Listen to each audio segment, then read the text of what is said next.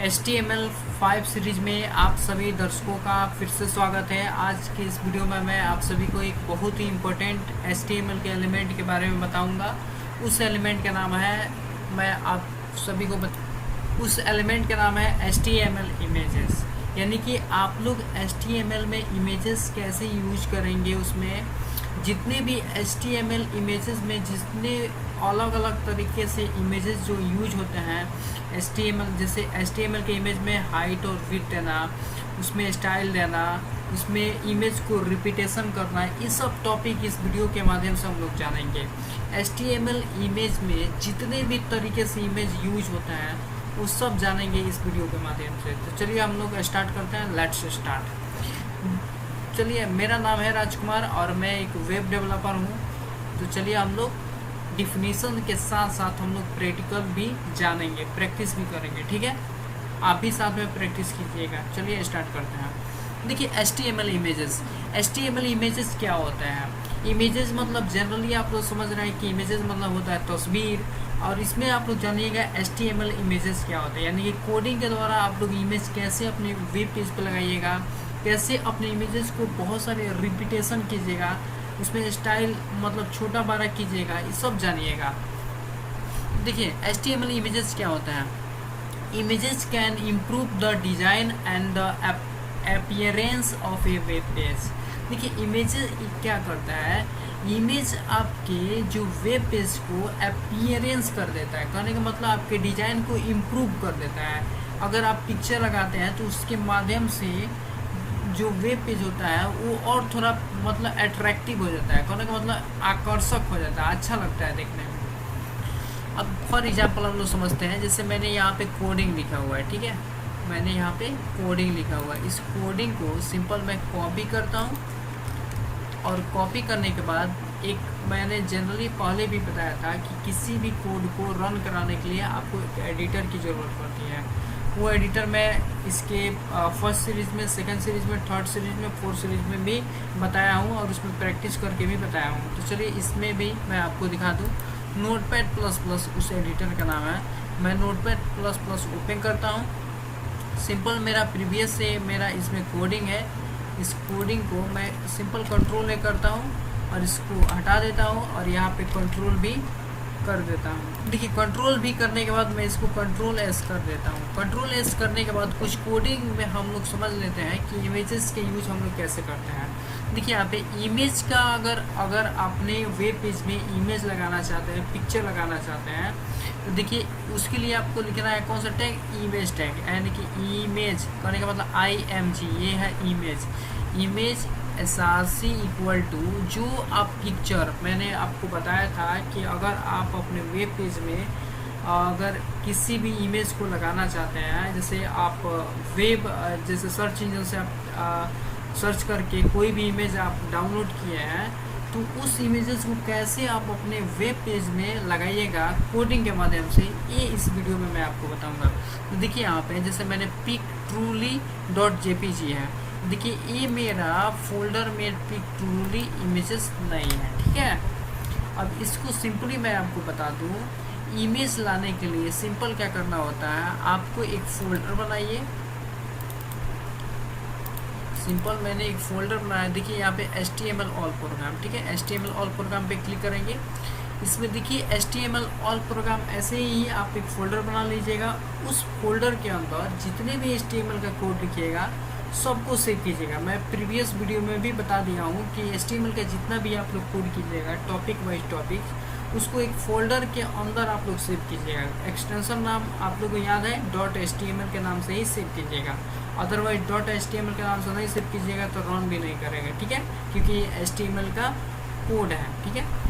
अब यहाँ पे देखिए इसके अंदर जो मैंने फोल्डर बनाया था उसके अंदर मैंने इमेज नाम का एक फ़ोल्डर बनाया है। कहने का मतलब IMG।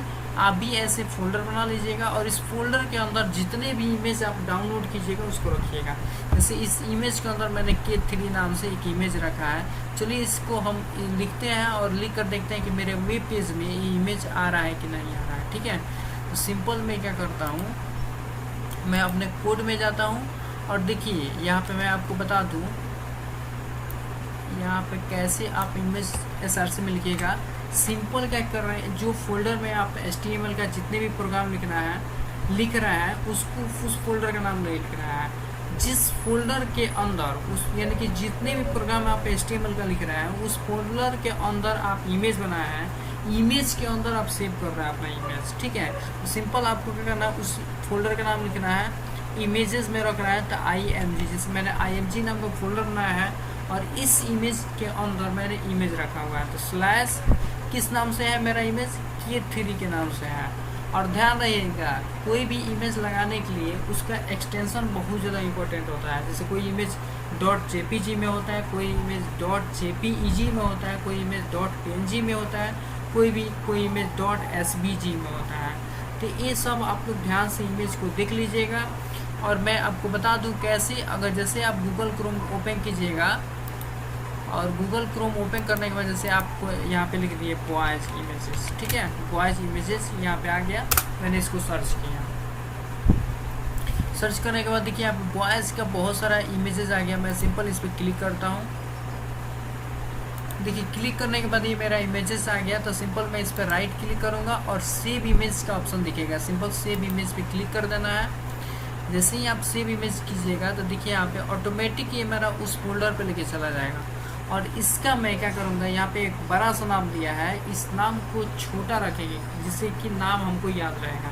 मैं इसका नाम रख ले रहा हूँ K4। और देखिए ध्यान से देखिए, इसके नीचे आपको दिखेगा GIF में।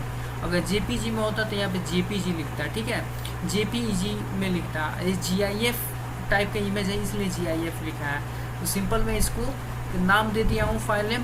पेज सेव इस टाइप आपको कुछ नहीं करना है, सिंपल इसको सेव पे क्लिक कर देना है। देखिए ये GIF में है, दिख रहा है, इसका एक्सटेंशन क्या है, GIF। तो सिंपल मैं क्या करूँगा, जैसे ये मेरा इस इमेज को लगाना चाहता है तो सिंपल मैं K4 लिखूँगा .GIF। जैसे ही GIF कर देंगे तो हमारा इमेज आ जाएगा। सिंपल मैं इसको Ctrl+S करता हूँ एंड रन पे क्लिक करने के बाद लॉन्च इन क्रोम कर देता हूँ। देखिए ये मेरा इमेजेस नहीं आया है। अब किस लिए नहीं आया है मैं अभी आपको बताता हूँ। ये मेरा इमेजेस नहीं आ रहा है, 1 मिनट रुकिए। जो मेरा पहले वाला इमेज था K3, ठीक है, और JPG के नाम से था, मैं उसको देख रहा हूँ JPG। सिंपल मैं इसको Ctrl+S करता हूँ, इसको रन कराता हूँ। देखिए मैं इसको रन करा रहा हूँ, रन पे क्लिक किए, लॉन्च इन क्रोम किए। देखिए ये मेरा इमेजेस आ जा रहा है। और उस इमेजेस को देखते हैं कि जो मेरा फोल्डर जिस फोल्डर में मैंने बताया था उस फोल्डर में सेव हुआ है कि नहीं हुआ है। एक बार फिर से मैं आपको बता दूं, अगर उस फोल्डर में अगर आपका इमेजेस नहीं होगा तो इमेजेस शो नहीं होगा, ठीक है। मैं अभी आपको एक और दिखा दे रहा हूँ, ठीक है। Ctrl+S में गए, यहाँ पे सिंपल में क्रोम ब्राउज़र में गए और यहाँ पे बॉयज़ इमेज दिख रहा है, ठीक है। मैं इसको राइट क्लिक करके सेव इमेजेस करूँगा, ठीक है, सेव इमेजेस। और ये बड़ा सा नाम है, इसको मैं छोटा नाम दे रहा हूँ K5, ठीक है। K4 के नाम से मैंने सेव किया था। अब इसको मैं C ड्राइव में जाता हूँ और C ड्राइव में जाने के बाद HTML ऑल प्रोग्राम में जाएंगे। इमेजेस के अंदर हम इस इमेजेस फोल्डर के अंदर ही सेव करना है। तो K5 के नाम से मैंने दिया और इसको सेव पे क्लिक कर दिया। तो देखिए K5.gif के नाम से सेव हो रहा है, याद रखिएगा। अब चलिए हम अपने कोडिंग में जाते हैं और सिंपल यहाँ पे क्या लिखेंगे K5। और जो मेरा एक्सटेंशन जो भी होगा GIF में होगा तो GIF लीजिएगा, JPG में होगा तो JPG लीजिएगा। तो GIF में है, किसमें है, GIF। सिंपल मैं इसको Ctrl+S करूँगा, उसके बाद रन पे क्लिक करूँगा, देन लॉन्च इन क्रोम करेंगे। देखिए मेरा इमेजेस आ गया। आई होप ये टॉपिक आप लोगों को समझ में आ गया है। चलिए हम लोग नेक्स्ट टॉपिक समझते हैं। तो जो मेरा नेक्स्ट टॉपिक है उसका नाम है HTML इमेजेस सिंटैक्स। देखिए HTML इमेजेस सिंटैक्स क्या होता है। The HTML image tag is used to embed an image in a web page. यानी कि देखिए तो इसका मतलब क्या होता है, the HTML image tag is use to embed an image in a web page. यानी कि आप अपने वेब पेज पे अगर इमेज को इम्बेड करना चाहते हैं तो उसके लिए किसका यूज करना है, इमेज टैग का यूज करना है। यानी कहने का मतलब IMG टैग का यूज करना है, ठीक है। IMG को हम लोग इमेज टैग भी बोलते हैं, सिंपल। अब देखिए नेक्स्ट पॉइंट हम लोग समझते हैं।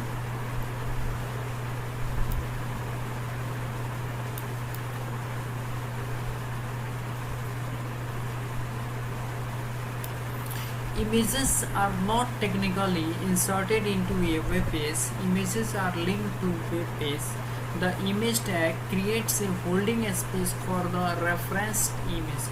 देखिए इमेजेस जो होता है वो टेक्निकली इंसर्ट नहीं होता है वेब पेज में, इमेजेस को लिंक करना पड़ता है वेब पेज में। इमेजेस को क्या करना पड़ता है, इमेजेस को आपको लिंक करना होता है अपने वेब पेज पे।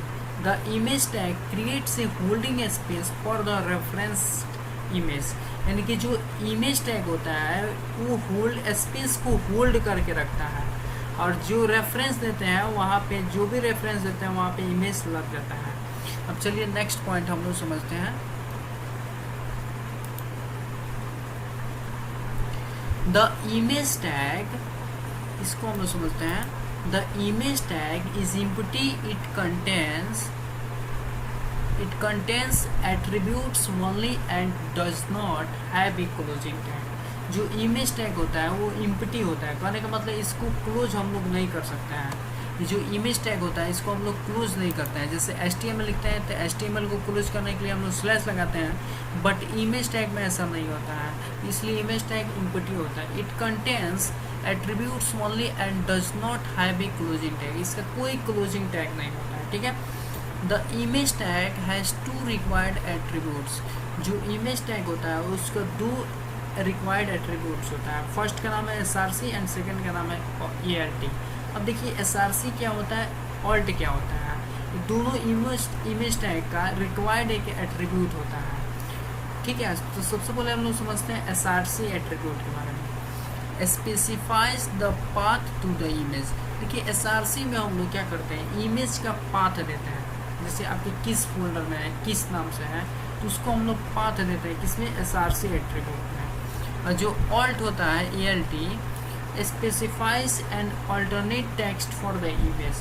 देखिए इमेज पे हम लोग टेक्स्ट अगर देना चाहते हैं, कहने का मतलब अगर जैसे आप इमेज का पाथ दिए हैं और आपके वेब पेज में वो इमेजेस शो नहीं हो रहा है, तो जो ALT एट्रीब्यूट होता है वो क्या करता है, उस इमेज के साथ टेक्स्ट के रूप में वहाँ पे शो होता है। अगर इमेज बाय द वे गलती हो गया पाथ, तो जो ALT एट्रीब्यूट होता है वो उस इमेज के साथ क्या हो जाता है, जुड़ जाता है, ठीक है। अब चलिए इसका सिंटेक्स हम लोग समझते हैं। आई होप ये समझ में आ गया है होगा। तो चलिए इसका सिंटेक्स समझ लेते हैं कि कैसे हम लोग इमेज SRC में हम लोग क्या करते हैं, जो एड्रेस होता है, कहने का मतलब पाथ होता है, उसको कैसे हम लोग लिखते हैं और ALT में क्या करते हैं। तो देखिए इमेज SRC, इसका सिंटेक्स है, ध्यान से देखिएगा। Image SRC equal to URL। URL कहने का मतलब यूनिवर्सल रिसोर्स लोकेशन, जो कल के भी वीडियो में आप सभी को बताया है। और ALT इक्वल टू होता है अल्टरनेट टेक्स्ट, कहने का मतलब इसमें आप लोग अल्टरनेट टेक्स्ट भी दे सकते हैं इमेजेस में, तो ये होता है ALT equal to alternate text. कोई भी टेक्स्ट आप यहाँ पे लिख सकते हैं जो इमेजेस के साथ, जैसे आप मान के चलिए एप्पल का इमेज लगाया था, आप एप्पल यहाँ पे लिख सकते हैं, इसके साथ मतलब कोई टेक्स्ट लिख सकता है। अब सबसे पहले हम समझते हैं the SRC attribute. The required SRC attribute specifies the path करने वाले URL टू द इमेज। जो इमेजेस आप लगा रहे हैं इमेज SRC एट्रीब्यूट के द्वारा, उस इमेजेस का पाथ आपको देना है, कहने का मतलब एक URL देना है, ठीक है। फॉर एग्जांपल जैसे मैंने यहाँ पे कोड लिखा हुआ है डॉक टाइप HTML, और मैंने यहाँ पे HTML को पुलिस कर दिया। सिंपल मैं इसको कॉपी करूँगा और अपने एडिटर में जाऊँगा, और एडिटर में जाने के बाद मैं इसको यहाँ पे कंट्रोल भी कर दूँगा। कंट्रोल भी करने के बाद कंट्रोल S कर दूँगा। तो देखिए S2 टैग में है अल्टरनेटिव टेक्स्ट, पैराग्राफ में मैंने लिखा हुआ है, और इमेज SRC में मैंने पाथ दिया हुआ था। ये इमेजेस अभी नहीं है, तो मैं जो अभी इमेजेस मैं सेव किया हूँ जो मेरा फोल्डर में है, जैसे IMG नाम का फोल्डर है, और इसमें मैंने K5 नाम से अभी इमेजेस को सेव किए थे, उसी को देख लेते हैं। .gif इसका एक्सटेंशन है, ठीक है। तो मैंने एक इमेज लगाया, और ALT में जैसे फ्लावर्स इन चनिया है, तो देखिए ये भी आएगा। और देखिए मैंने विथ एंड हाइट, इसके बाद हम लोग समझेंगे कि विथ एंड हाइट क्या होता है। अभी हम लोग को सिर्फ SRC एंड ALT समझना है। तो सिंपल मैं इसको कंट्रोल S करता हूँ और देखते हैं कि इसका आउटपुट क्या होता है। रन पे क्लिक करेंगे एंड लॉन्च इनक्रोम कर देंगे। दिख रहा है यहाँ पे अल्टरनेटिव टेक्स्ट यहाँ पे दिख रहा है ALT में जो मैंने लिखा था, और इसका हाइट एंड विथ दिया था, इसलिए उसके अकॉर्डिंग इमेजेस मेरा लगा हुआ है। तो देखिए यहाँ पे टेक्स्ट के साथ मेरा इमेज भी लग गया। आई होप ये भी आप लोग को समझ में आ गया है। तो चलिए हम लोग नेक्स्ट टॉपिक की तरफ बढ़ते हैं। मेरा जो नेक्स्ट टॉपिक है उसका नाम है द ऑल्ट एट्रीब्यूट। ये भी क्या है, इमेज का ही एक एट्रीब्यूट है। इसका नाम क्या है, alt attribute. The required alt attribute provides an alternate text for an image. If the user for some reason cannot view it because of slow connection, an error in the SRC attribute, or if the user uses a screen reader। देखिए ये क्या होता है, alt attribute मतलब ये क्या होता है, अल्टरनेट टेक्स्ट होता है फॉर इमेज के लिए। इमेज के लिए एक अल्टरनेट टेक्स्ट होता है। जैसे आप मान के चलिए फ्रूट का आप इमेज लगा रहे हैं तो फ्रूट का नाम भी दे सकते हैं। If the user for some reason cannot view it, यानी कि अगर यूज़र कुछ गलती दे दिया, कुछ मतलब रीजन से कुछ नहीं शो हो रहा है, तो वहाँ पे because of slow connection and error in the SRC attribute of if the user usage A screen reader, यानी कि जो यूज़र होता है जो ऑल्ट में जो मैसेज लिखेगा वो सिंपल उसको क्या कर सकता है, रीड कर सकता है। और आपका इमेज बाय द किसी मिस्टेक से नहीं दिखा रहा है तो, और ऑल्ट एट्रीब्यूट में अगर कुछ आप लिखे हैं तो उसको सिंपल क्या कर सकते हैं, यूजर रीड कर सकता है। इसलिए हम लोग ALT एट्रीब्यूट का यूज करते हैं, जो कि बहुत ज़्यादा इंपॉर्टेंट होता है ऑल्ट एट्रीब्यूट। चलिए अब नेक्स्ट समझते हैं। The value of the alt attribute should describe the image. जो ऑल्ट एट्रीब्यूट होता है वो क्या करते हैं, इमेज को डिस्क्राइब करता है, मतलब इमेज को बताता है कि इमेजेस क्या है। देखिए अब यहाँ पे फॉर एग्जांपल मैंने एक एग्जांपल लिखा हुआ है सिंपल। इस एग्जांपल को मैं कॉपी करता हूँ और कॉपी करने के बाद मैं अपने एडिटर में जाता हूँ और यहाँ पे मैं इसको पेस्ट कर देता हूँ। ठीक है, पेस्ट करने के बाद मैं कंट्रोल भी करूँगा और इसको कंट्रोल एस करूँगा। ठीक है, मतलब सेलेक्ट करके मैंने कंट्रोल भी किया हुआ है, गलती से मैं बोल दिया हूँ। अब देखिए यहाँ पे मैं जो मेरा इमेज मतलब फोल्डर में जो इमेज है मैं वही लिखूँगा।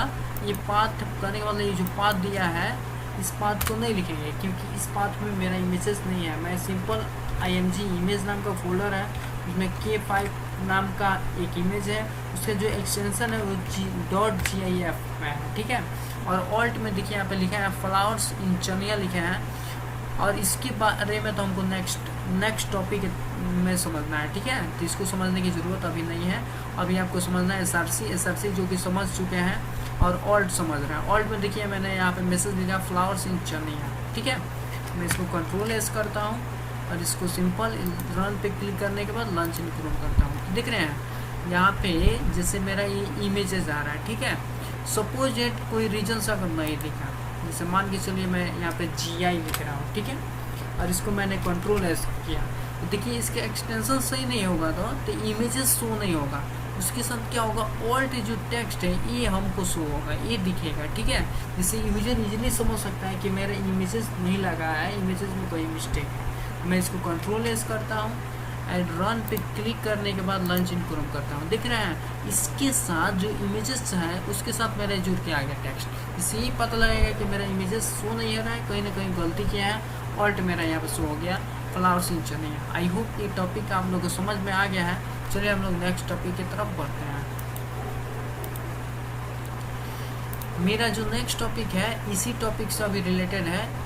If A browser cannot find an image it will display the value of the alt attribute. अगर ब्राउजर हमारा क्या करता है, इमेजेस को फाइंड नहीं कर पाता है तो जो ऑल्ट एट्रीब्यूट में आप जो वैल्यू दिए हैं वो डिस्प्ले होता है। अभी जैसे आपने देखा है डिस्प्ले हो रहा था, इसको बताने की ज़रूरत नहीं है, अभी आपने एग्जांपल दिखा था वही है। अब देखिए नेक्स्ट मेरा जो टॉपिक है वो images size width and height. अभी जो मैंने एग्जांपल लिखा हुआ था उस एग्जांपल के जस्ट बाद विड्थ इक्वल टू मैंने जो मेंशन किया था 500 एंड हाइट इक्वल टू मैंने 600 जो भी मेंशन किया था विड्थ एंड हाइट दिया था, वो समझते हैं कि विड्थ एंड हाइट क्या होता है। देखिए you can use the style attribute to specify the width and height of an image. यानी कि देखिए विड्थ एंड हाइट से आप क्या कर सकते हैं, अपने इमेजेस का विड्थ दे सकते हैं, हाइट दे सकते हैं अपने रिक्वायरमेंट के अनुसार।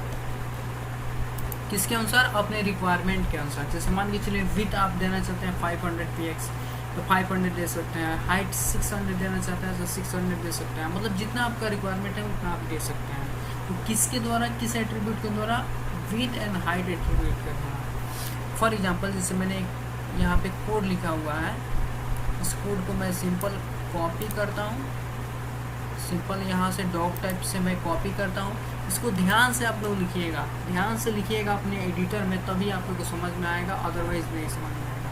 इस कोड को लिखिए और इस पर ज़्यादा से ज़्यादा प्रैक्टिस करने का प्रयास कीजिए, जिससे आप लोग को समझ में आए। ठीक है दोस्तों, ये मैं आप लोगों के लिए फ्री ऑफ कॉस्ट वीडियो बना रहा हूँ, और इस वीडियो को मेरा बस मोटिव है कि 1000 लाइक कीजिए, और मेरा ये सबसे ज़्यादा मोटिव है कि आप लोग ज़्यादा से ज़्यादा इसको पढ़िए, समझिए, और एक सुंदर सा वेबसाइट बनाइए और पैसा कमाइए, ढेर सारा पैसा कमाइए।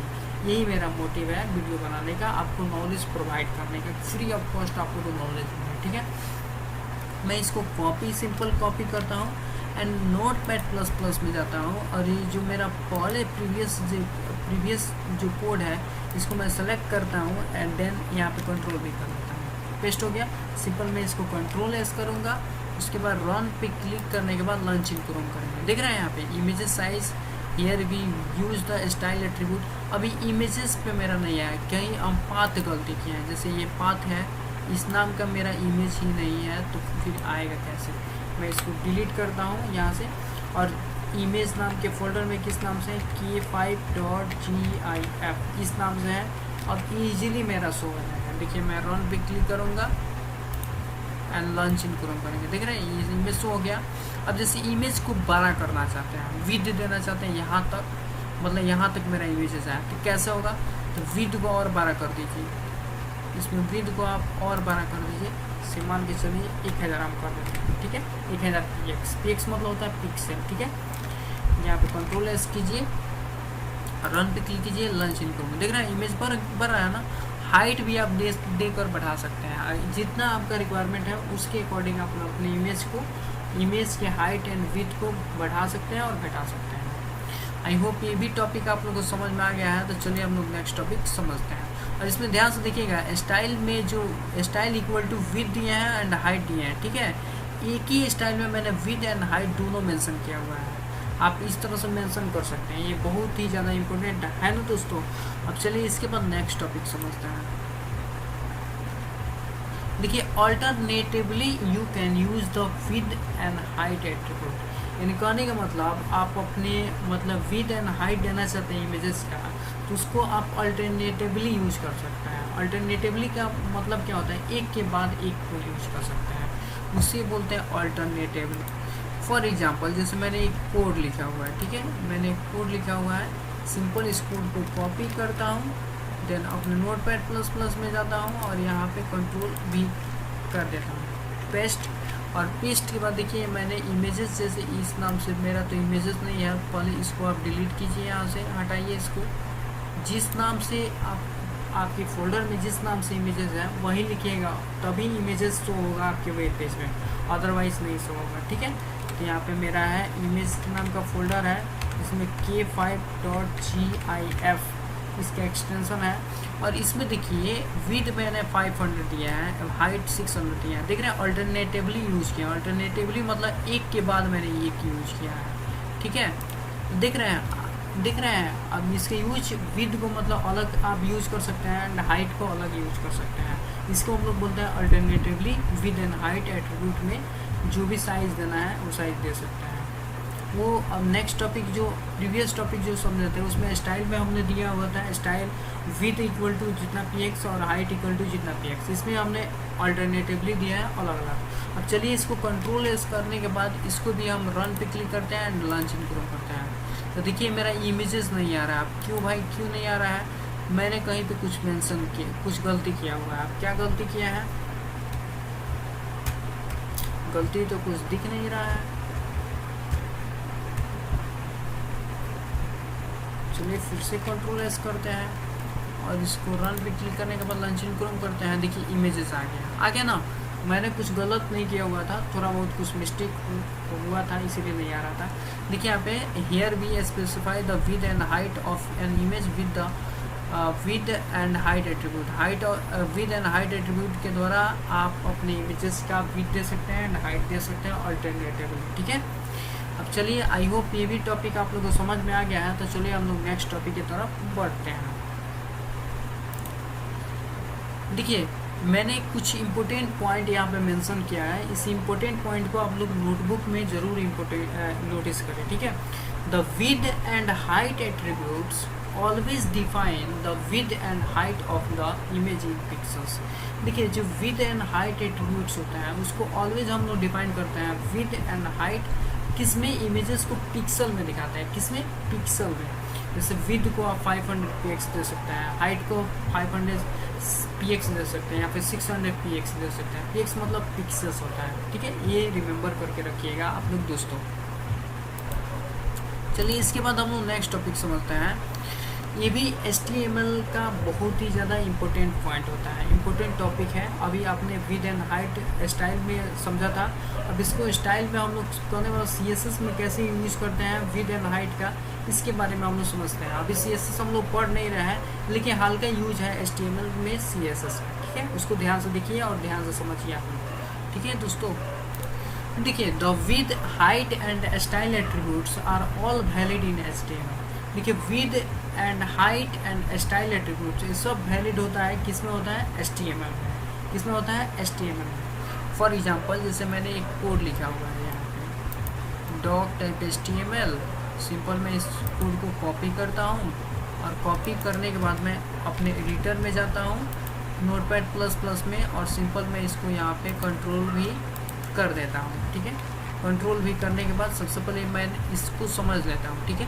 जैसे देखिए स्टाइल एट्रीब्यूट करने मतलब देखिए स्टाइल में ये जो यूज हुआ है ये CSS है, ठीक है। अभी आप लोग CSS नहीं पढ़ रहे हैं, बट मैंने इसमें हल्का फुल्का CSS का यूज किए हैं। देखिए इमेज में जो इमेज मेरा नाम से है, इमेज जो इमेज है, इमेज टैग का मैंने यूज किया है। इमेज मैंने यहाँ पे दिया हुआ है, कर्ली ब्रेसेस को ओपन किया एंड क्लोज किया। विद इसमें कितना दिया है, 100%। जिससे 100% करेंगे ना तो ऑटोमेटिकली जो मेरा इमेज है वो 100% ही आता है, ठीक है। अगर उसमें विद एंड हाइट आप नहीं यूज किया है तो ऑटोमेटिकली वो मेरा किस में आता है, 100% में ही आता है। उसको हम बोलते हैं स्टाइल एट्रीब्यूट। अभी देखिए विद एंड हाइट यानी कि तीनों एट्रीब्यूट का मैंने एक एग्जाम्पल में, इस एक एग्जाम्पल के कोड में मैंने दिखाया है।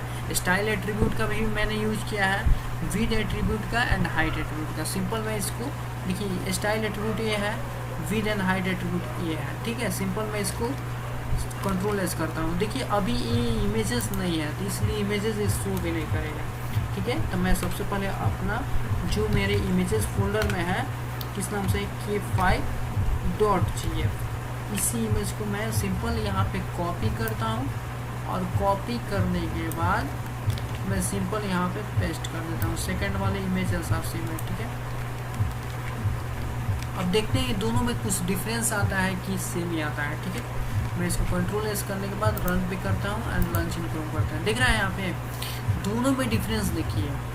मैं ये फर्स्ट वाला है जिसका मैंने विड दिया है 128 एंड हाइट दिया है 128, दोनों सेम है। इसका भी विद क्या करेगा, 100% करेगा। इसमें विड दिया है 128 px एंड हाइट दिया है 128 px। इसमें दोनों में आपको समानता कुछ दिख रहा होगा, दोनों में कुछ डिफरेंस दिख रहा होगा। स्टाइल के द्वारा मैंने पिक्सल में दिया हो तो छोटा कुछ दिख रहा है, और जो मैंने फर्स्ट वाला जो विड एंड हाइट है उसका मैं विद दिया हूँ एंड हाइट में दिया हूँ, और विद यहाँ पे 100% किया है तो उसका विद दिख रहा है कितना बड़ा हो गया है। तो दोनों में काफ़ी ज़्यादा डिफरेंस है। आप यहाँ पे इसके आउटपुट से समझ सकते हैं। देख रहे हैं फर्स्ट का है, ये सेकंड का है। ये पिक्सल इसमें यूज किया गया है, इसमें पिक्सल नहीं यूज किया गया है। इसमें समझ रहे हैं, विद एंड हाइट अलग अलग दिया गया है, विद 128 एंड हाइट 128। ये स्टाइल एट्रीब्यूट में विद एंड हाइट दोनों का यूज किया गया है, इसलिए इतना छोटा आ रहा है, ये इतना बड़ा। और विद मैंने स्टाइल टैग के अंदर मैंने विद कितना, इमेज को विद कितना दिया, 100%, दोनों 100% आ गया। आई होप ये भी टॉपिक आप लोगों को समझ में आ गया है। तो चलिए हम लोग नेक्स्ट टॉपिक की तरफ बढ़ते हैं। जो मेरा नेक्स्ट टॉपिक है उस टॉपिक का नाम है इमेजेस इन अनदर फोल्डर। देखिए इमेजेस इन अनदर फोल्डर कहने का मतलब क्या होता है, जो मेरा इमेजेस हो वो एक अनदर फोल्डर में हो। अब इसका मतलब समझते हैं। If you have your images in a sub folder you must include the folder name in the src attribute। ये लिख रहा है कि if you have your images, अगर आपके पास images है तो उस images के सब फोल्डर में you must include the folder name in the src attribute, in the src attribute।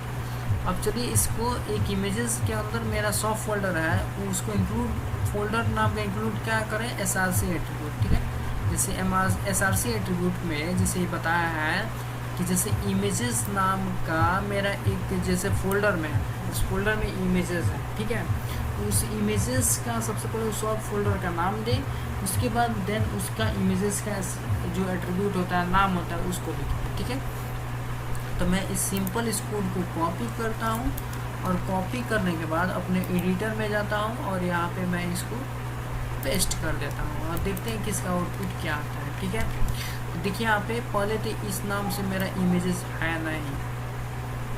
ठीक है, तो सिंपल मैं इस इमेज को यहाँ से हटा देता हूँ और मैंने अभी बताया था कि सबसे पहले एक फ़ोल्डर होता है, मेन फोल्डर के अंदर जो फोल्डर होता है उसको सॉफ्ट फोल्डर बोलते हैं। उस फोल्डर का नाम लिखना है, देन आपका जो इमेजेस का नाम है उस इमेजेस का नाम लिख देना है और जिस एक्सटेंशन में हो, GIF में इमेज है तो .gif लिखे, JPG में है तो .jpg में लिखे। तो मेरा जो इमेज है वो .gif में है तो .gif मैंने लिखा। अगर आपका अभी आप भी प्रैक्टिस कर रहा है तो JPG में है तो .jpg लिखे। ठीक है, सिंपल मैं इसको Ctrl+S करता हूँ, उसके बाद रन पे क्लिक करने के बाद लॉन्च इन क्रोम करते हैं। देखिए ये मेरा दिख रहा है इमेजेस यहाँ पर लग गया। आई होप ये टॉपिक आप लोग को समझ में आ गया। तो चलिए हम लोग नेक्स्ट टॉपिक समझते हैं। मेरा जो नेक्स्ट टॉपिक है उसका नाम है images on another server oblique website. देखिए जो इमेजेस होता है वो सर्वर और ऑब्लिक वेबसाइट, कहने का मतलब जो इमेजेस पे हम क्लिक करें तो अनदर सर्वर या फिर वेबसाइट पे चला जाए। Some websites points to an images on another server. देखिए कुछ ऐसी वेबसाइट होते हैं जो पॉइंट करते हैं कि उस इमेजेस से अनदर सर्वर पे जाने के लिए। फॉर एग्जांपल जैसे मैंने एक यहाँ पे कोड लिखा हुआ है, इस कोड में ध्यान से देखिए इमेज SRC इक्वल टू जैसे यहाँ पे दिख रहे हैं अनदर सोर्स यहाँ पर लिखा गया है, किसी दूसरी वेबसाइट का यहाँ पे पाथ लिखा गया है। जैसे ही इस पर क्लिक करूँगा तो उस पाथ पे मैं पहुँच जाऊँगा। ठीक है, तो मैंने यहाँ पे सिंपल यहाँ पे मैंने एक यहाँ पे पाथ दिया हुआ है and alt equal to w3school.com दिया है, स्टाइल में विद इतना px एंड हाइट इतने। ये अभी आप लोग तो समझ गए हैं, इसको समझाने की ज़रूरत नहीं है। पर मैं इसको कॉपी करता हूँ और अपने यहाँ पे मैं क्या करता हूँ, यहाँ पे सिंपल मैं इसको कंट्रोल भी कर देता हूँ एंड Ctrl+S कर देता हूँ। देखिए मैंने यहाँ पे एक कोड लिखा हुआ है doctype HTML body tag के अंदर मैंने S2 दिया हेडिंग और इसमें लिखे इमेजेस ऑन अनदर सर्वर। ठीक है, अनदर सर्वर लिखा गया है। मैंने यहाँ पे आप भी दूसरे यहाँ पे वेबसाइट का दे सकते हैं, एक ही वेबसाइट नहीं दे सकते हैं, यहाँ पे बहुत सारे वेबसाइट का आप एड्रेस दे सकते हैं URL में। ठीक है, जैसे google.com हुआ उसका भी दे सकते हैं, उसके साथ आप इमेजेस लगा सकते हैं। उस पर क्लिक कीजिएगा तो आप उस पेज पे आप लोग जा सकते हैं। फॉर एग्जांपल जैसे मैंने यहाँ पे कोड लिखा हुआ है, यही रहता है वेब सर्वर या फिर वेबसाइट का, इसमें इस पर क्लिक करने पे उस पेज पे आप लोग चले जा सकते हैं।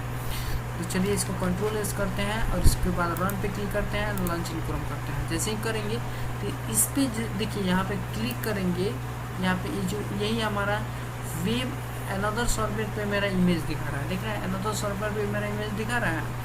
आई होप ये टॉपिक आप लोगों को समझ में आ गया है। तो चलिए हम लोग नेक्स्ट टॉपिक समझते हैं।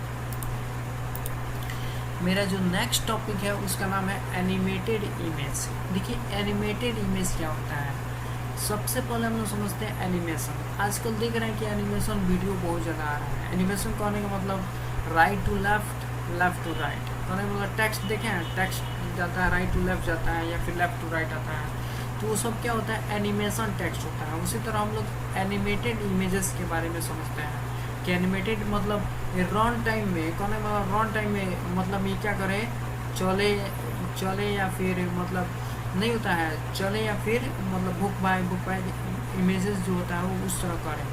मतलब कहने का मतलब जैसे आप लोग टेक्स्ट देखे हैं शादी ब्याह में, जो शादी ब्याह में जो टेक्स्ट होता है वो राइट टू लेफ्ट करता है, लेफ्ट टू राइट, वही तो होता है एनिमेटेड टेक्स्ट। अब इसमें एनिमेटेड इमेज होता है। HTML allows animated GIFs।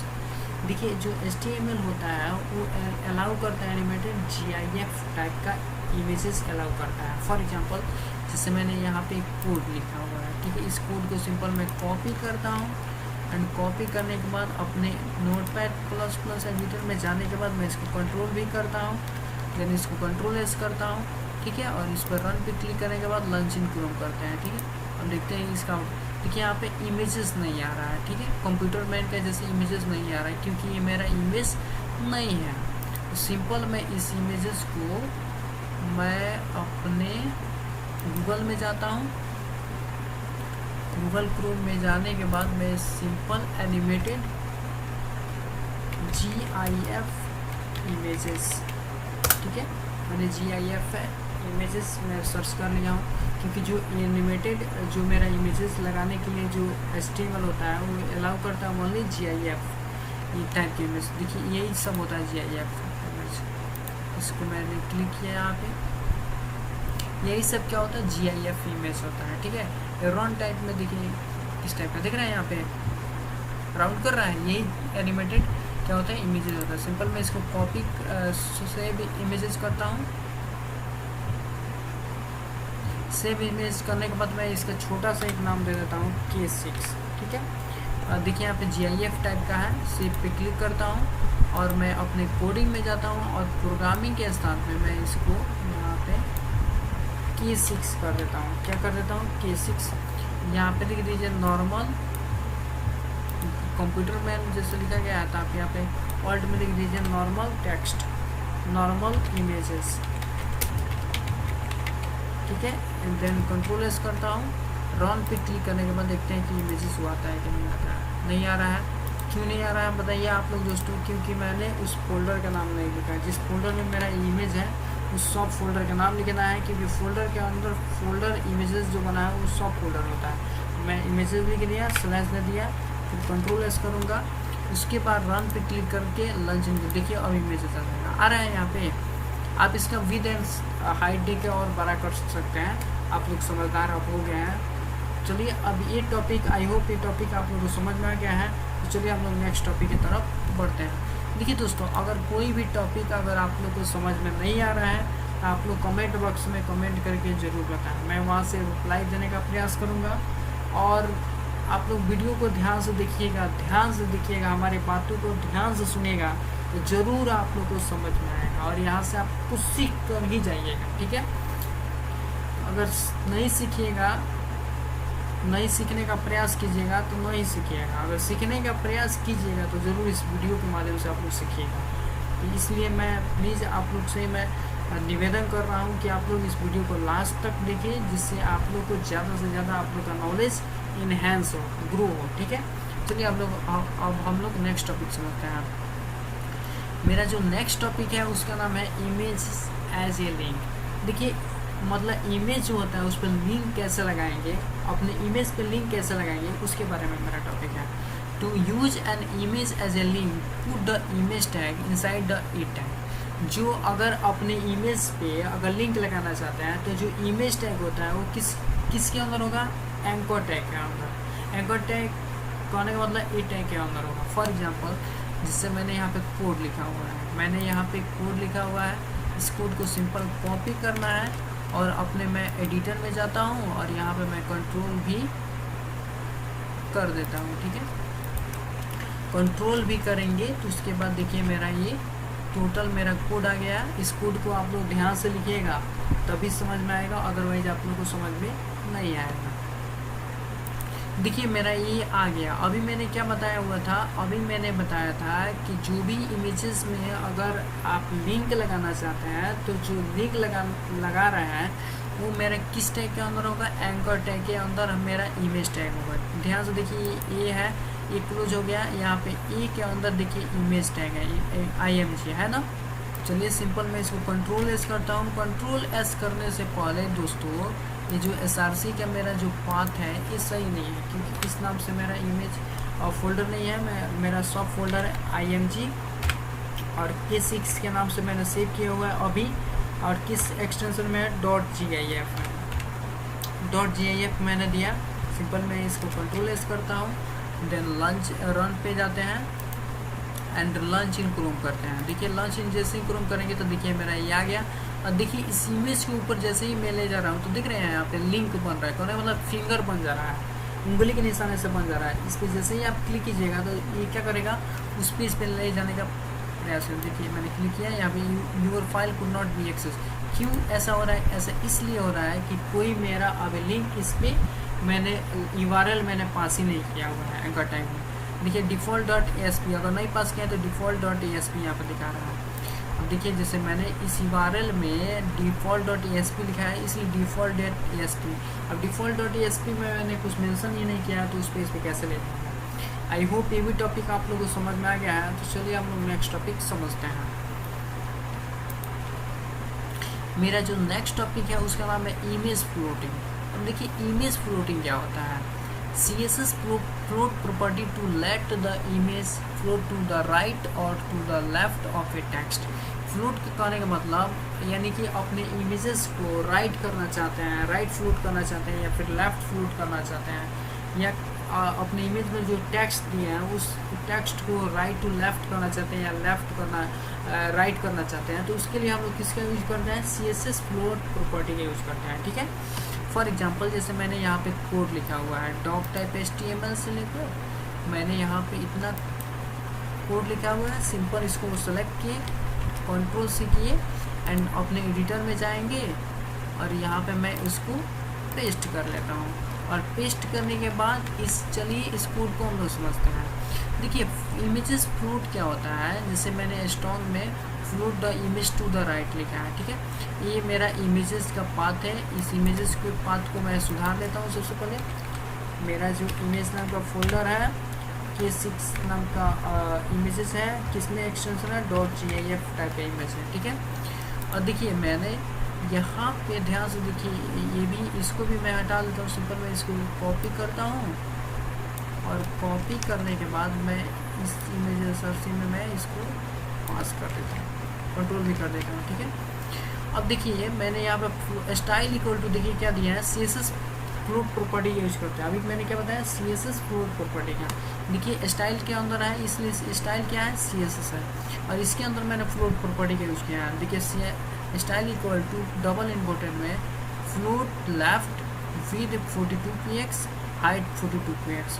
और देखिए यहाँ पे स्टाइल में राइट एट्रीब्यूट का यूज मैंने किया हुआ है, इसमें लेफ्ट का यूज किया है, इसमें राइट का।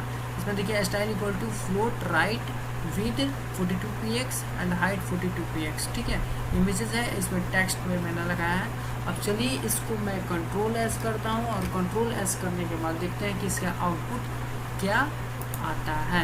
लॉन्च इन क्रोम किए और देखिए यहाँ पर ध्यान से ये मेरा जो इमेज है, इमेज इस इमेज के किस तरफ आ रहा है, ये मेरा लेफ्ट साइड में आ रहा है। ये जो इमेजेस आ रहा है, इमेजेस के किस साइड में आ रहा है, लेफ्ट साइड में, क्योंकि मैंने लेफ्ट लगाया था, फ्लोट क्या लगाया था, लेफ्ट। और ये देखिए मेरा ये इमेज के राइट साइड में आ रहा है। इमेज के किस साइड में आ रहा है, राइट। मतलब ये लेफ्ट होता है, ये राइट होता है। तो कहने का मतलब ये इमेज मैंने लेफ्ट में लगाया है और इसमें इमेज मैंने राइट साइड में लगाया है। समझ रहे हैं ना? तो आप CSS में कहने HTML में float property, image float property का यूज करके, कहने का मतलब CSS फ्लोट प्रॉपर्टी का यूज करके आप इमेजेस को लेफ्ट कर सकते हैं, राइट कर सकते हैं। किसके द्वारा? इमेज फ्लोट प्रॉपर्टी के द्वारा। अब चलिए इसके बाद आई होप ये टॉपिक आप लोगों को समझ में आ गया है। तो चलिए हम लोग नेक्स्ट टॉपिक समझते हैं। देखिए मेरा जो नेक्स्ट टॉपिक है वो है HTML इमेज मैप्स। देखिए एक मैप जो होता है वो बहुत ही इम्पोर्टेंट चीज़ होता है। देखिए मैप के द्वारा आजकल देखिए गूगल का मैप का यूज करके हम लोग बहुत सारे एड्रेस, यानी कि मतलब लोकेशन, जैसे हम किसी शहर में जाते हैं, उस शहर में किसी गली मोहल्ला को ढूंढना होता है तो उसके लिए हम लोग मैप का यूज करते हैं। मैप पे सिंपल सर्च करते हैं, वो हमको लोकेशन दिखा देता है, उस लोकेशन को पहुँच देता है। तो जो मैप होता है वो बहुत ज़्यादा इंपॉर्टेंट होता है। बट इसमें हमको क्या पढ़ना है, HTML इमेजेस मैप्स। अब देखिए HTML इमेजेस मैप्स होता क्या है। With HTML image maps you can create clickable areas on an image. देखिए कहने का मतलब HTML इमेज मैप में, HTML इमेज मैप का यूज करके आप क्या कर सकते हैं, किसी भी इमेज में एक क्लिकेबल एरियाज को क्रिएट कर सकते हैं। किसके द्वारा? HTML इमेज मैप के द्वारा। ठीक है, अब नेक्स्ट है मेरा इमेज मैप। इसका हम लोग प्रैक्टिकल भी जानेंगे। इसके नीचे मैंने बताया हुआ है इमेज मैप्स क्या होता है? The HTML map tag defines an image map. An image map is an image with clickable areas. The areas are defined with one or more area tags. देखिए HTML मैप टैग का use करके आप image map को define कर सकते हैं। N image map is an image with clickable area, यानी कि इमेज मैप का यूज़ करके इमेज में क्लिकेबल एरिया आप क्या कर सकते हैं, इमेज मैप के द्वारा दे सकते हैं। The areas are defined with one or more area tag, कहने का मतलब एरिया जो होता है इमेज में उसको वन से ज़्यादा आप डिफाइन कर सकते हैं। फॉर एग्जांपल जिससे मैंने यहाँ पे फॉर एग्जांपल में मैंने यहाँ पे जैसे कोड लिखा हुआ है डॉक टाइप HTML से मैंने कॉपी किया और सिंपल यहाँ पे सेलेक्ट करके कॉपी किया और अपने एडिटर में जाता हूँ और इस कोड को मैं सिंपल मैं यहाँ पे पेस्ट कर लेता हूँ और पेस्ट करने के बाद देखते हैं कि इसका आउटपुट क्या होता है। तो जैसे मेरा ये जो इमेजेस है इस इमेज को पहले मैं बदल देता हूँ। जैसे इमेज नाम का फोल्डर है, इसके अंदर K4.jpg के नाम से मेरा एक इमेज है। इस इमेज को मैंने लिखा और सिंपल मैं इसको कंट्रोल एस कर रहा हूँ। और देखिए जो वर्क मैप, देखिए map name equal to work map लिखे हैं, इसमें क्या लिखे हैं, रेक्ट लिखे हैं, रेक्ट लिखे हैं, सर्कल लिखे हैं। ठीक है, अब देखते हैं कि क्या होता है। ठीक है, और मैंने यहाँ एक इमेजेस भी यहाँ पे दे दिया हुआ है। अब चलिए देखते हैं कि क्या होता है। देखिए मैंने इसको कंट्रोल एस किया एंड रन पे क्लिक करने के बाद लॉन्च इन ग्रुप करते हैं। देखिए ये मेरा नहीं दिखा रहा है, क्यों? क्योंकि इस नाम से मेरा इमेज नहीं होगा। अब देखते हैं यहाँ पे K3 देते हैं, देखते हैं क्या आता है कि नहीं। इस नाम से होगा तभी दिखाएगा। देखिए इस नाम से इमेजेस है, दिख रहे हैं यहाँ पे। देखिए यहाँ पे क्लिकेबल एरिया, देखिए क्लिकेबल एरिया ये हमारा इमेजेस है। देखिए ये मेरा दिखते हैं यहाँ पे गया मेरा computer.html, ये सब यहाँ पे लोकेशन दिखा रहा है जो मैंने यहाँ पे दिया हुआ है। देखिए यहाँ पे एसरेप में computer.html phone.html एसरेप में मैंने जो दिया हुआ है एसरेप में मैं इस पे आउटपुट पे मैं इसका आउटपुट में आपको दिखा। देखिए यहाँ पे दिख रहा है ना, यहाँ पे क्लिकेबल इसी को बोलते हैं क्लिकेबल एरिया मैप। ठीक है, दिख रहा है यहाँ पे ये सब क्या होता है, क्लिकेबल मैप होता है, क्लिकेबल इमेज होता है। आई होप ये टॉपिक आप लोगों को समझ में आ गया है। तो चलिए हम लोग नेक्स्ट टॉपिक समझते हैं। मेरा जो नेक्स्ट टॉपिक है उसका नाम है द इमेज। अब देखिए द इमेज क्या होता है। The image is inserted using the image tag. The only difference from other images is that you must add a use map attribute.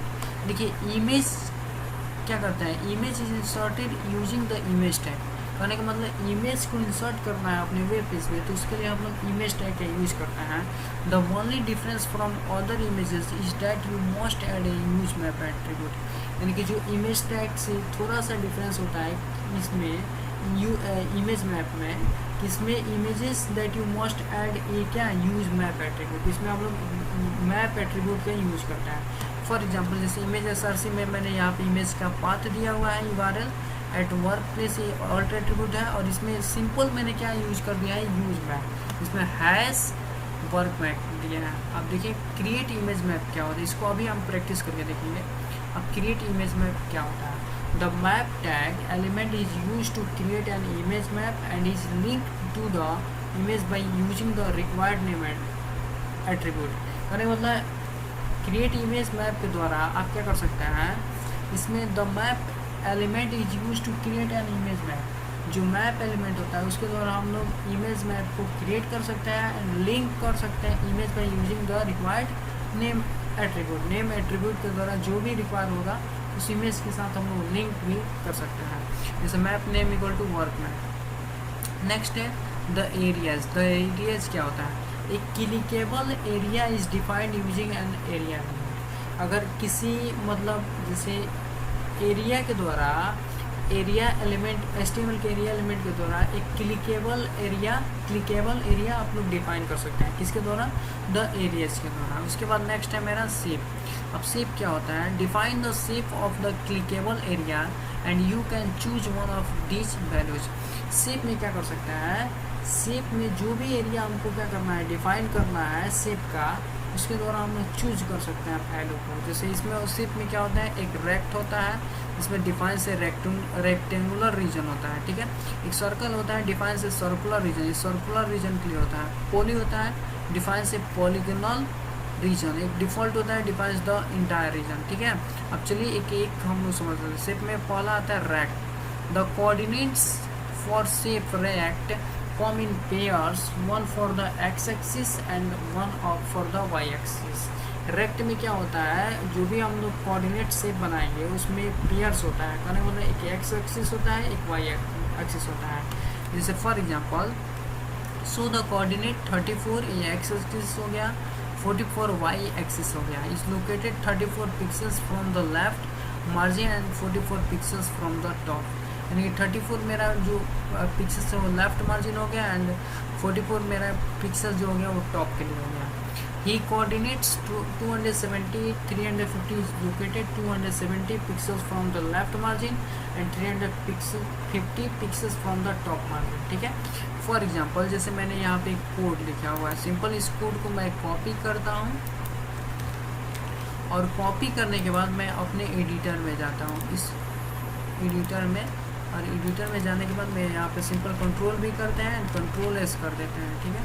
और सिंपल कंट्रोल एस करने के बाद मैं पहले आपको कोडिंग बता दूँ। जैसे देखिए मैंने क्या बताया था, अभी मैं जो टॉपिक बता रहा हूँ शेप टॉपिक बता रहा हूँ। देखिए मैंने यहाँ पे area shape equal to rect, मेरा जो इमेज है वो किस टाइप का है, रेक्ट। कोऑर्डिनेट्स क्या बनाएगा, 34 left margin and 44 top margin, ये सब बनाएगा। और में मैंने कंप्यूटर दिया हुआ है और computer.html दिया है। मैं सबसे पहले इस इमेज का पाथ बदल देता हूँ। जैसे इमेज इस नाम से नहीं है, सिंपल मैं इमेज नाम का मेरा सब फोल्डर है और K3 के नाम से मेरा इमेज है और एक्सटेंशन है .jpg।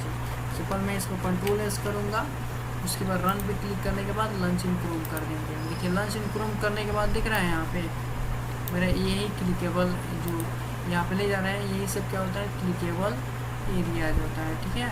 आई होप ये टॉपिक आप लोगों को समझ में आ गया है। चलिए हम लोग नेक्स्ट टॉपिक की तरफ बढ़ते हैं। मेरा जो नेक्स्ट टॉपिक है वो शेप सर्कल क्या है, रेक्ट पढ़ लिया, अब सर्कल के बारे में सोचते हैं। रेक्ट में दो ही पास होता है, x axis and y axis, आप लोग को समझ में आ गया। जो एक्सिस होता है मार्जिन लेफ्ट के लिए होता है और वाई एक्सिस होता है मार्जिन टॉप के लिए होता है। इसमें शेप सर्कल है। To add a circle area first locate the coordinates of the centre of the circle 337 and 300। इसमें हम लोग जो ऐड ए सर्कल एरिया, इसमें सर्कल का एरिया दे सकते हैं। First locate the coordinates of the centre and of the circle, यानी कि जो फर्स्ट जो लोकेट होता है वो coordinates of centre of the circle के लिए होता है, जो 337 एंड 300 होता है। फॉर एग्जांपल जैसे मैंने यहाँ पे कोड लिखा हुआ है, इस कोड को सिंपल मैं कॉपी करता हूँ और अपने एडिटर में जाता हूँ। देन एडिटर में मैं जाने के बाद यहाँ पे सिंपल मैं इसको कंट्रोल भी कर देता हूँ एंड कंट्रोल एस कर देता हूँ। देखिए मैंने ये जो सबसे पहले मैं इमेज बदल देता हूँ, इमेज क्या करता हूँ, बदल देता हूँ K3 के नाम से। मैंने सबसे पहले इमेज नाम के फोल्डर में है /K3.jpg है। देखिए ये जो एरिया मेरा जो मैप में जो शेप है, यहाँ पे मैप नेम क्या लिखा हूँ, वर्क मैप। और मैप में देखिए मैप नेम में वर्क मैप लिखे हैं और मैप को मैंने क्लोज कर दिया हुआ है, दिख रहा है यहाँ पे मैप टैग को क्लोज कर दिया है। इसके अंदर एरिया में शेप लिखा है। एरिया शेप इक्वल टू किस में है, रेक्ट में कि सर्कल में, तो अभी सर्कल हम लोग पढ़ रहे हैं इसलिए area shape equal to circle लिखना है। और कोऑर्डिनेट्स में 337 344 है। और यहाँ पे जो भी ऑल्ट ये सब आप लोगों को नहीं समझना है, इसके बारे में मैं तो प्रीवियस टॉपिक आप लोग को बता दिया हूँ। तो चलिए इसको सिंपल मैं इसको कंट्रोल एस करता हूँ और कंट्रोल एस करने के बाद रन पे क्लिक करता हूँ एंड लॉन्च इन क्रोम करने के बाद देखते हैं कि इसका आउटपुट क्या आता है। देखिए इसका आउटपुट ये है, दिख रहा है यहाँ पे, click on the pop of coffee to go to a new page. तो दिख रहा है यहाँ पे, जैसे मैंने एक दूसरा चीज़ लिखा हुआ है मैसेज, यही क्लिकेबल दिख रहा है, क्लिकेबल एरिया दिख रहा है। ये क्या है, सर्कल मेरा बना हुआ दिख रहा है। आई होप ये टॉपिक आप लोगों को समझ में आ गया है। तो चलिए हम लोग नेक्स्ट टॉपिक समझते हैं। मेरा जो नेक्स्ट टॉपिक है वो शेप पॉली। अब क्या है, poly. The shape poly contains several coordinate points which creates a shape form with a straight line, a polygon. The shape poly contains क्या करता है, several coordinates point को contain करता है which creates a shape form with a straight line. मतलब इसमें straight line form में आता है. For example like a polygon. For example मैंने यहाँ पे कोड लिखा हुआ है, इस कोड को सिंपल मैं कॉपी करता हूँ और कॉपी करने के बाद नोटपैड प्लस एडिटर में जाता हूँ और यहाँ पे मैं इसको क्या करता हूँ, पेस्ट कर देता हूँ। और पेस्ट करने के बाद मैं आपको एक एग्जांपल बता देता हूँ। जैसे ये जो एरिया है वो मेरा मैप टैग के अंदर आएगा, इसका मैंने नाम दिया हुआ फुल मैप। और देखिए ये जो शेप इक्वल टू क्या है, पॉली में है और कोऑर्डिनेट्स यहाँ पर 140 121, मतलब ये सब क्या कोऑर्डिनेट्स है, किसका, हमारा शेप पॉली का। और सिंपल मैं इसको क्या करता हूँ, कंट्रोल एस करता हूँ, पहले इमेजेस को मैं बदल देता हूँ। ठीक है, इस इमेजेस को मैं बदल देता हूँ। इमेज टैग फोल्डर के अंदर है k3.jpg के नाम से। ठीक है, आपके फोल्डर में जो इमेजेस के अंदर होगा वही नाम लिखिएगा और तभी रन करके दिखेगा आउटपुट। ये ध्यान से लिखिएगा इसका path. Image SRC equal to image sub folder के अंदर K3 के नाम से इमेज है, तो K3 जिस एक्सटेंशन में होगा उस एक्सटेंशन को डॉट के साथ ही लगाना है। JPG में है तो .jpg, GIF में है तो .gif। आप लोग ध्यान से लिखिएगा इस कोडिंग को देख के। इसलिए मैं दोस्तों आप ही के लिए मेहनत कर रहा हूँ और इस मेहनत को आप लोग ज़रूर कामयाब बनाइए और ज़्यादा से ज़्यादा अपने भाई जो भी मतलब वेब डेवलपर से रिगार्डिंग जो कोर्स कर रहा है उनके पास शेयर कीजिए, ज़रूर ये यूजेबल वीडियो होगा, उनके लिए ज़रूर यूजेबल होगा। ठीक है, तो चलिए मैं इसको कंट्रोल एस किया, रन पे क्लिक किए एंड लॉन्च इन क्रोम करके देख रहे हैं मेरा ये किस टाइप का आ गया। Click on the cross icon to go a new page, मतलब इसमें क्रॉसियन कुछ आया है, थोड़ा सा बड़ा हो गया, देख रहा है। इस इमेज मेरा क्या हो गया, बड़ा आ गया, बड़ा हो गया ना। इसमें क्रॉसपियंट कुछ बना हुआ है। ठीक है, ये 140 ये सब कुछ बना हुआ है। आप लोग भी सिंपल इमेज को सेव कर लीजिएगा, उसके बाद इमेज यहाँ पे SRC में लिख दीजिएगा, उसके बाद कंट्रोल एस करके रन करा लीजिएगा। आई होप ये भी टॉपिक आप लोगों को समझ में आ गया है। तो चलिए हम लोग नेक्स्ट टॉपिक समझते हैं।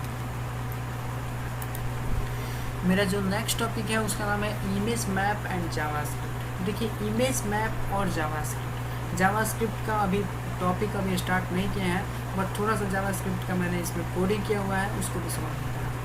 A clickable area can also trigger a JavaScript function. जो क्लिकेबल एरिया होता है वो ऑल्सो क्या होता है, ट्रिगर होता है किसमें, जावास्क्रिप्ट फंक्शन में। Add a click event to the area element to execute a JavaScript function.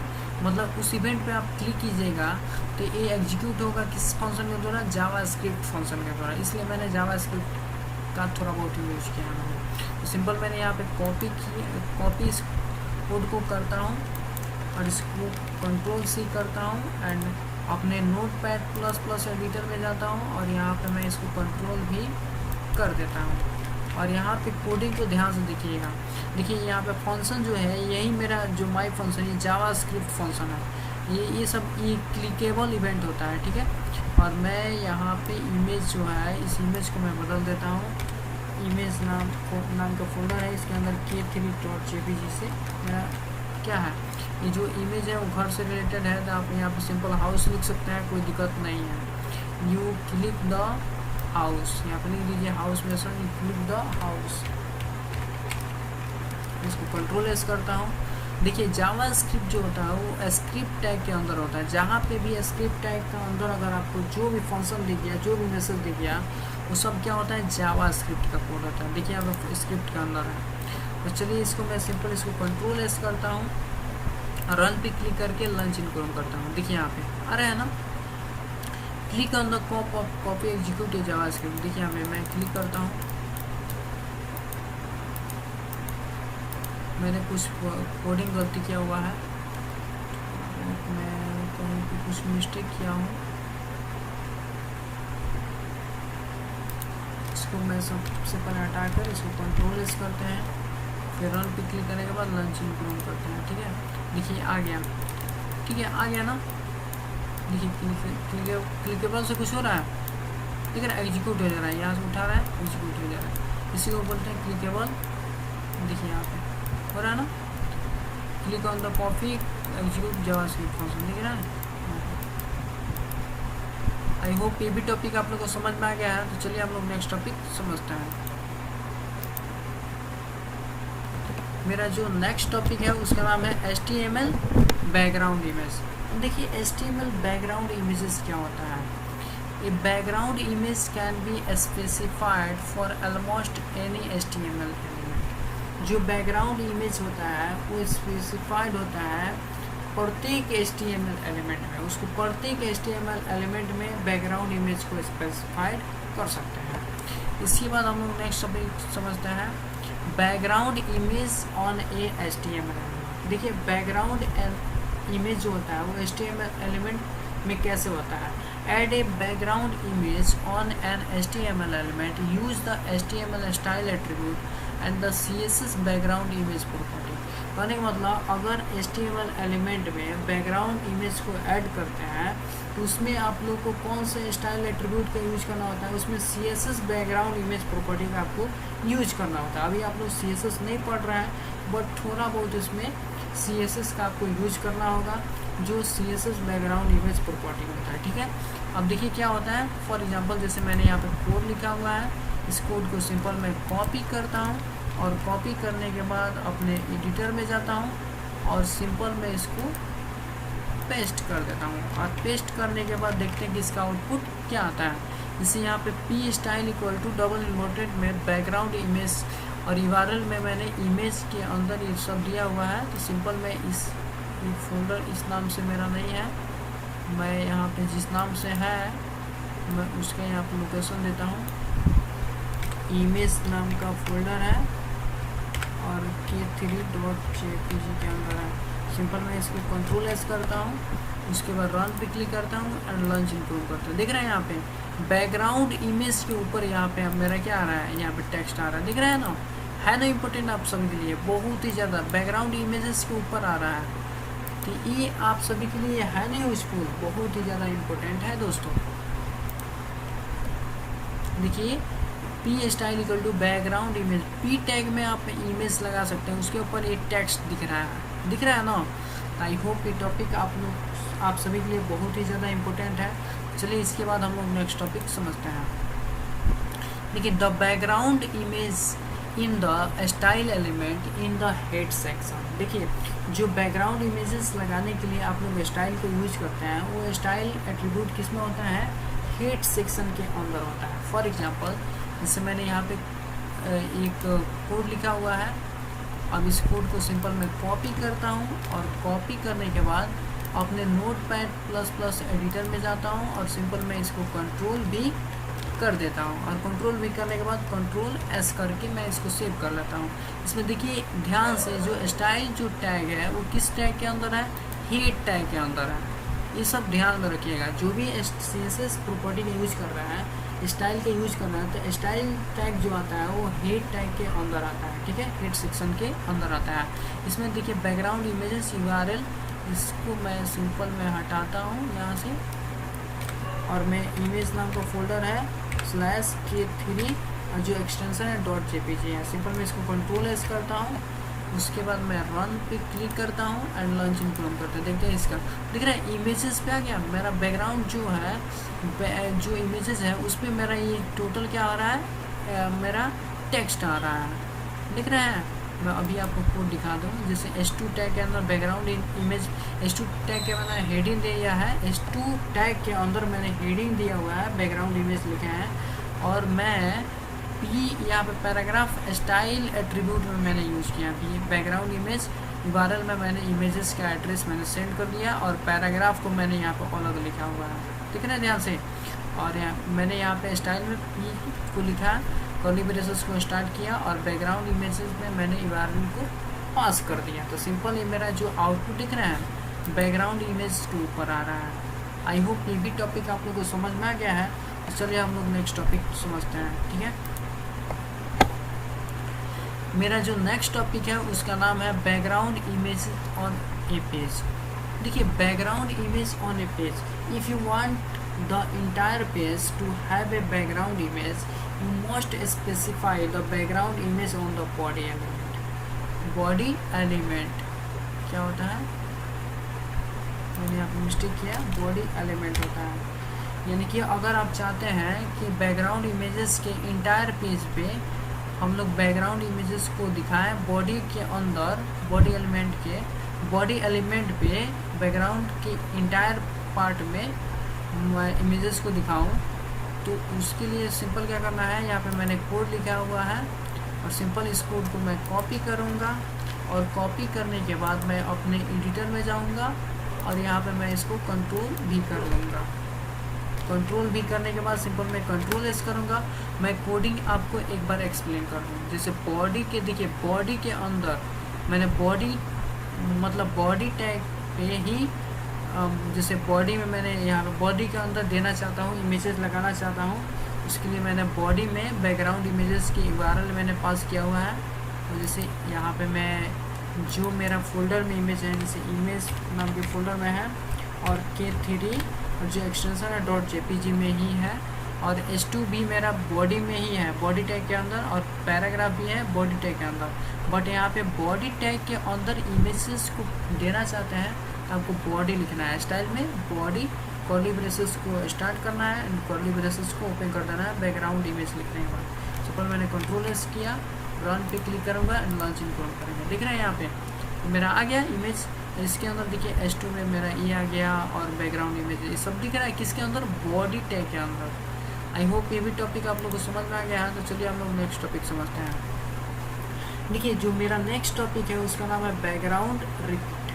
क्या नाम है, बैकग्राउंड। देखिए बैकग्राउंड में रिपीट क्या होता है, देखिए रिपीट का मतलब होता है एक ही चीज़ को बार बार दोहराना, एक ही बात को बार बार कहना, वो भी रिपीट होता है। एक ही चीज़ को बार बार करना, वो भी रिपीट होता है। लेकिन HTML में एक इमेज को कैसे बार बार दिखाएंगे अपने वेब पेज पे, उसके लिए हमको पढ़ना पड़ेगा बैकग्राउंड रिपीट। तो देखिए बैकग्राउंड रिपीट क्या होता है, if the background image is smaller than the element the image will repeat itself horizontally and vertically until it reaches the end of the element। देखिए क्या होता है, if the background image is smaller than, कहने का मतलब अगर जो मेरा बैकग्राउंड इमेज है वो smaller than the element the image will repeat itself, यानी कि जो बैकग्राउंड इमेजेस है वो हमारा स्मॉलर देन एलिमेंट के है, तो जो इमेजेस क्या करेगा, ऑटोमेटिकली रिपीट करेगा, किसमें, हॉरिजॉन्टली एंड वर्टिकली दोनों में करेगा, until it reaches the end of the element। उसके बाद हम लोग को क्या करना पड़ेगा, जो एलिमेंट को स्टार्ट किया है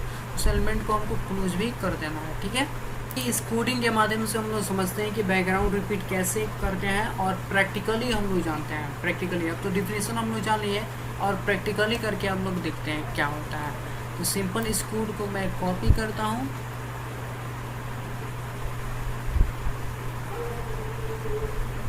सिंपल मैं इस कोड को कॉपी करता हूँ और कॉपी करने के बाद अपना नोटपैड++ एडिटर में जाता हूँ और मैं इसको यहाँ पे कंट्रोल भी कर लेता हूँ। और कंट्रोल भी करने के बाद मैं कंट्रोल एस करता हूँ और देखते हैं कि जो मेरा एक टाइप का बैकग्राउंड है वो बार बार रिपीट करता है कि नहीं। तो जैसे मेरा ये पाथ दूसरा है, मैं अपना पाथ दे देता हूँ इमेज टैग के इमेज फोल्डर के अंदर K3 के नाम से, जो मेरा इमेज का नाम है मैंने दे दिया। आप भी जिस फोल्डर में, इमेज फोल्डर में जो भी इमेज का नाम रखे हैं वही नाम रखिएगा, अदरवाइज आपका ये इमेज नहीं आएगा। देखिए बॉडी में मैंने बैकग्राउंड इमेज का URL मैंने यहाँ पे दे दिया है और बॉडी के अंदर मैंने H2 में यहाँ पे लिखा है और पैराग्राफ के अंदर लिखे हैं। अब चलिए इसको मैंने कंट्रोल एस किया, देखते हैं कि मेरा इमेज रिपीट होता है कि नहीं। तो रन पे क्लिक करूँगा एंड लॉन्च इन करूँगा। देख रहे हैं यहाँ पे रिपीट हो रहा है ना, 1 इमेज, 2 इमेज, 3 इमेज, 4 इमेज, यानी कि हाइट के अकॉर्डिंग ये मेरा क्या होता है, रिपीट होता है। अब चलिए इसके बाद हम लोग नेक्स्ट टॉपिक कल समझेंगे। ठीक है।